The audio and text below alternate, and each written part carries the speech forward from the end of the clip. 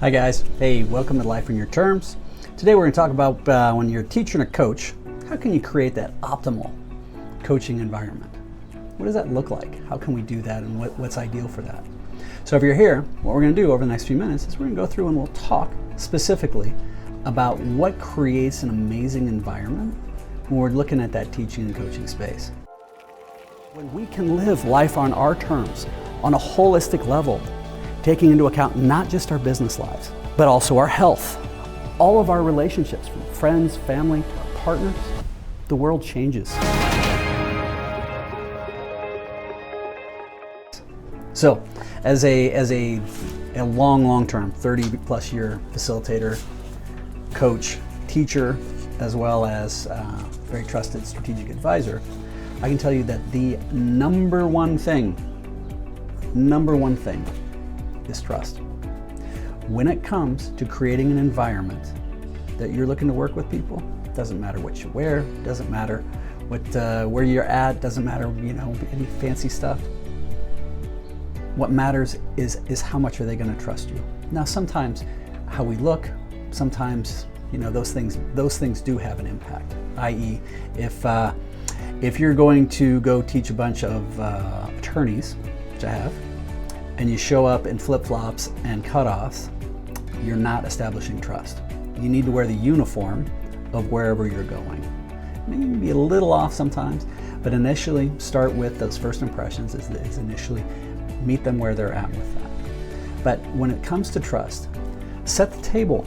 And what I mean by setting the table is that when you come in, be very, very present. It's the number two thing. First is creating trust, but part of the cornerstone of creating that trust is to really, really be present.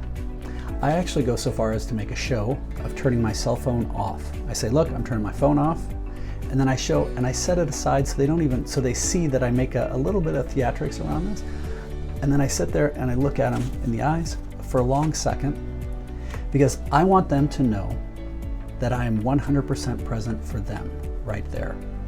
Now, this may sound silly, but this in and of itself is one of the biggest things that you can do in creating that environment and to become a better facilitator, a better coach, a better strategic advisor. So I believe that we are craving, as a society, we are craving that connection, that presence, more than anything these days. Our cell phones, our devices, even though they have off buttons, are the biggest freaking distractions on the planet. And this applies to ourselves even. So the greatest gift you can give everyone is to be present with them. When you are present, you take a breath, you look into their soul, you breathe. That right there starts to establish trust. And there are people out there who will pay you just to be around for that. Now, the second thing with this, when we're starting to look at those environments, is to set the table. Say, look, let them know that, hey, everything we talk about here stays here. It's got to be confidential. Again, we're building trust. I also let them know, and I ask permission. I say something along the lines of, hey, look, sometimes I may not agree with you. Do I have your permission to be fully candid and direct back? This sounds silly, but when I get that permission, now I have full carte blanche, and it's candidly, it's my obligation. Sometimes I'll go as far as to say, look, it's my obligation to come to every session, 100% prepared to get fired, to get my ass fired. Because if I'm not willing to call you out in a compassionate and loving way, then you shouldn't hire me. I can tell you that alone has got me hired more often than not. But again, it's setting the table. Now we've established the trust that I'm present, I'm here, I'm focused on you. I'm not just going to roll over. I'm going to listen. I'm going to have a great spirit of curiosity. I'm going to ask a lot of questions. But if I see something that I think you're getting in your own way, I'm going to go, whoa, hey, you know what? I got a different opinion. Can I challenge you on that? I have clients to the point where when I say, hey, can I challenge you? They're like, oh God, yeah, here it comes. We're getting clobbered. Kluver's coming again. It's not intended as a clobbering, but it is intended to provoke and get them to look at things in a different way. It's when you can start doing these types of things that it's going to allow you to start to go deeper. This is the difference between a coach and a strategic advisor. versus a facilitator. This is when you say, well, hey, have you considered this? Or how about that? Where can we start to help connect those dots? And that's going to allow you to start going deeper. And as you go deeper, then it's going to allow you to start helping and working with the entire whole person. And that's one of the things that the Life on Your Terms certification, you can learn more about that at lifeon-yourterms.com. I'd be happy to connect with you. But in that program, we specifically work with coaches to help them learn how to go deeper and use very specific proven tools to address and work with the whole person. Now, this can be business coaches, this can be life coaches, this can be fitness coaches. We've worked with all different types of coaches who've used this program. But what it does is it gives people the tools to really start to dig in and go deep and address people on the whole person. Now, how does this work? Well, why does that matter? Well, when I'm doing my strategic advisory work, one of the questions I ask a CEO early on is, how you sleeping? I'll ask them that in the first sentence, because they'll want to talk about other stuff. I'm like, whoa, we're going to step back. I want to make sure I understand how you guys are sleeping and where you're at. And they're like, well, what on earth does that have to do with anything with the business? And I would candidly say, you know what, it has everything to do with the business. Because, all right, simple, whole person, how's your stress, how you sleep? Well, I'm doing okay, you know, I should exercise more and I should change my diet. Everybody says that. But the point is that as a senior leader, well, you know what? Your number one competitive advantage may be that you're well rested and you're not in reactionary mode. You're transitioning into that proactive mode, that you get a great night's sleep, that you're exercising, you have fun, you're smiling with your family.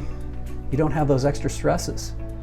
When you can start doing those things, you start to dig deeper again. We start to set that table. We start to establish expectations. So coming back to what sets up for a great environment, where it is for coaching and teaching, well, we have trust. We establish that we're going to be the trusted party, that we have their best interest, we're present, we're being candid, we're being direct, but then also be curious. Sit back and say, okay, hey, you know, don't forget to celebrate those victories. Tell me something that's working. Tell me something that's not. What's highest and best use of our time today? But make sure that you're managing that time frame. I have some people I work with, literally if I'm 30 seconds late, they're frustrated. I also know that we have to be off on the dot because they have another meeting tied up right afterwards. So we have to help manage those things, manage the thing. Now, sometimes we can talk about all sorts of things that may not have anything to do with business, because I'm a business coach. But in doing so, I do a lot of whole person work because it helps them to become better. So you set the agenda. What are we looking to get out of today? What's highest and best use of our time? Manage those time frames. And then at the end, this is a very simple, easy technique, but it works really, really well. Is I always ask people, it's like, okay, got it. So here's where we are, cool. You've got these things, what are your action items? And I ask them to repeat them back to me.